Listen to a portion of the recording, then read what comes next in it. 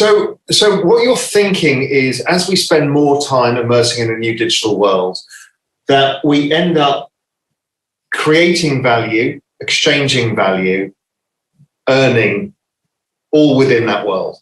So it doesn't necessarily have to exist in the physical world at all.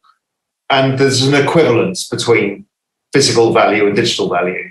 I guess that's where you're seeing this all going, right?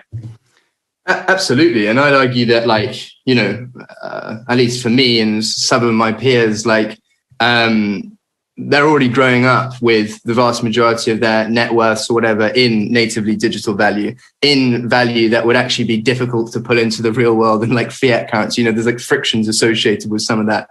I think there is an entirely new generation that are growing up where that concept of like digital value is just super intuitive, and like it's almost weird to like draw a distinction between like physical and digital there. I mean, I know, you know, the vast majority of, you know, sort of people I've grown up playing games with, my brothers, whatever, take enormous pride in the, albeit in a video game, or albeit some, you know, crypto collectibles through NFTs now, or, you know, a portfolio of sort of investments you built yourself in crypto now. People take like enormous pride in those. And yeah, they obviously are. For me, it's no different than the fact that I will overpay for a t-shirt because I want to buy it from a particular designer. You know, it's probably worth $2 to make, but I'll pay 50 because I want to affiliate myself with that brand.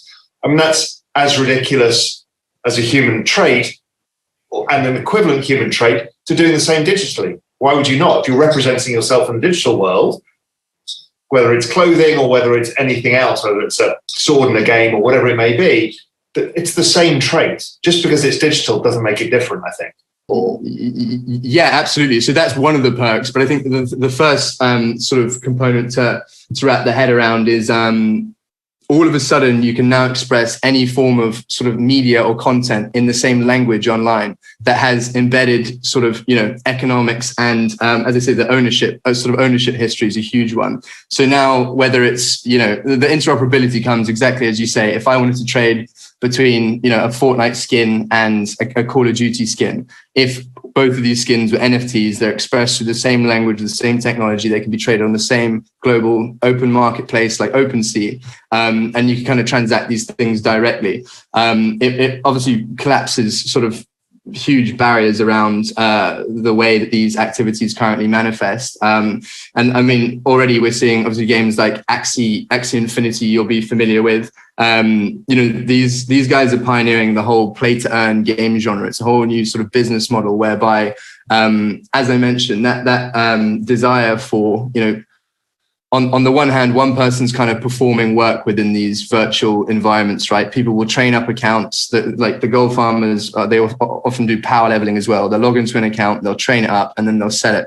Obviously, time preference, someone with money wants to come in and be maybe level 100 or whatever it is. That stuff's been going on for ages. It's kind of, it's not news to us, but these new game environments are designed around people, you know, doing that work, but being able to exchange that work or fulfill a certain function within a game and be rewarded for doing so without having to, you know, collect that reward or that incentive on an external grey market.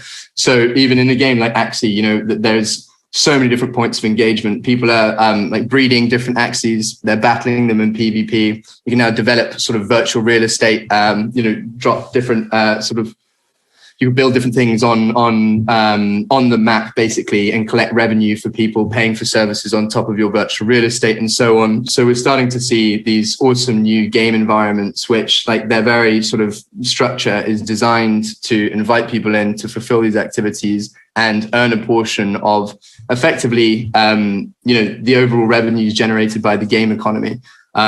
Because like, you know, these things are all fully tokenized and all sort of run effectively a portion of all revenues flowing through the game sort of siphoned off to anyone who owns these governance tokens, so they can effectively share in the upside of the success of the game, which is super neat.